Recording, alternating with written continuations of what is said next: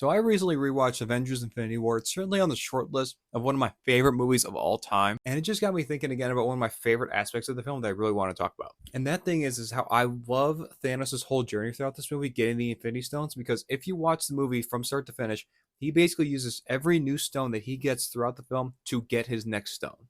So to explain that a little bit more, obviously the order in which he gets the stones is he starts with the Power Stone, then he gets the Space Stone, then Reality, then Soul, then Time, then Mind. We don't get to see him get the Power Stone, obviously. That's very much just something where he shows up with the Power Stone, and then Thor later on in the movie explains that he gets it when he decimated Xandar. But then after he gets the Power Stone, that leads us into the movie at the beginning of the movie where he uses the Power Stone to like fry Thor's face. That ends up getting Loki to give him the Tesseract. So that's the first example of him using one of the stones that he just got to get the next one. And then even once he gets the Space Stone, he just immediately uses it to stop Loki's knife from going into his face. And then once he has the Space Stone, his next step is to get to the Reality Stone. I would assume when he teleports out using the Space Stone, he just teleports right to nowhere. An example of him using the Space Stone to get the next stone, to get the Reality Stone. And then once he has the Reality Stone, he uses that Reality Stone many times to get the Soul Stone because he knows Gamora knows where it is. He uses the Reality Stone to make Gamora think that she unalived him to fake his death, essentially.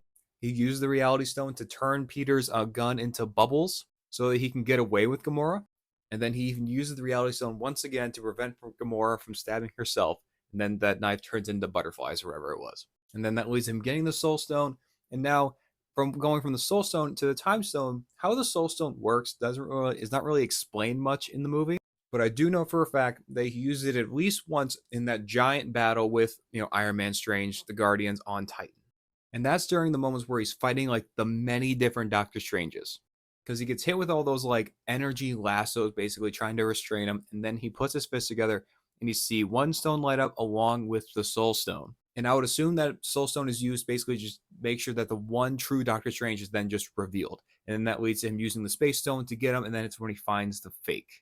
So that's a very big step in him getting the Time Stone because that incapacitates Strange. And then it's just one-on-one with Iron Man, leading Strange to have to give up the Time Stone to save Iron Man's life. And then he has a Time Stone, and that leads to probably the example that y'all thought about immediately when I talked about this premise for this video. And that is how Thanos had no choice but to use the Time Stone to get the Mind Stone. Wanda used her powers to blow up the Mind Stone in Vision's head, blowing up Vision in the process.